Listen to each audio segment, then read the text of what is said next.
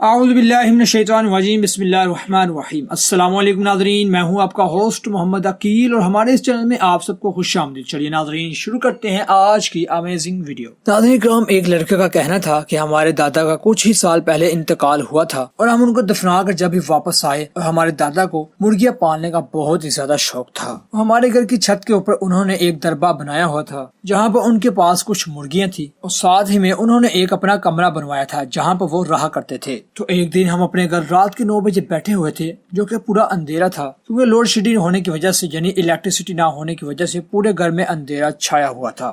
تو تھوڑی ہی دیر میں نے سنا کہ اوپر چھت کی مرغیوں کی بہت ساری چیخنے کی آوازیں آ رہی ہیں۔ عام طور پر رات کو مرغیوں کی آوازیں نہیں آتی کیونکہ وہ رات کو بڑی ہی خاموشی سے اپنے در میں بیٹھی رہتی ہے۔ تو ہم گھر والے بہت ہی زیادہ پریشان ہو گئے کہ کیا ماجرا ہے کہ اوپر سے اتنے شور کی آواز آ رہی ہے۔ تو خیر میں نے ہمت کی اور اپنے موبائل کی ٹارچ کو استعمال کرتے ہوئے اپنے گھر کی چھت پر چلا گیا کہ دیکھنے کے لیے کہ کیا ماجرا ہے۔ اور جیسے ہی میں چھت پر پہنچا تو سب سے پہلی میری نظر مرغیوں کے در پہ پڑی تو پتہ چلا کہ ان کے دربہ کا دروازہ کھلا ہوا ہے اور دربہ پوری طرح سے خالی ہے کہ اس میں ایک بھی مرغی موجود نہیں ہے۔ تو میں بڑا حیران ہوا کہ مرغیاں کہاں گئی اور اگر یہاں پر مرغی نہیں ہے تو ان کے شور کی آواز کیوں آ رہی تھی۔ اور بس ابھی میں یہ سوچ ہی رہا تھا جو کہ ہمارے گھر کے اوپر دادا کا جو کمرہ موجود تھا پھر وہیں سے مرغیوں کے شور کی آواز آ رہی تھی۔ تو میں نے تھوڑی سی ہمت کر کے کمرے کے اندر جھانکنے کی کوشش کی۔ وہاں پر تھوڑا اندھیرا تھا لیکن جب میں نے تھوڑا سا اندر جھانکنے کی کوشش کی اور اپنے موبائل کی ٹارچ کو استعمال کرتے ہوئے اس قدر موبائل گھمایا تو میں یہ دیکھ کر حیران رہ گیا کہ ہمارے دادا ابو اس کمرے میں ان مرغیوں کے ساتھ کھیل رہے تھے۔ اور تو دوستو یہ دیکھ کر میں حیران رہ گیا اور میرا چہرہ زرد پڑ گیا اور خون جم گیا اور میں اپنے دادا جی کو دیکھ رہا تھا کہ وہ دادا جی جن کو ہم نے اپنے ہاتھوں سے دفنایا تھا اور وہ اندر کمرے میں مرغیوں کے ساتھ کھیل رہے ہیں کہ وہ یہاں پر کیسے پہنچے اور مرغیوں کے ساتھ کھیل رہے تھے۔ بس ابھی میں یہ سوچ ہی رہا تھا کہ فوراً دادا ابو نے سر اٹھا کر میری طرف دیکھا۔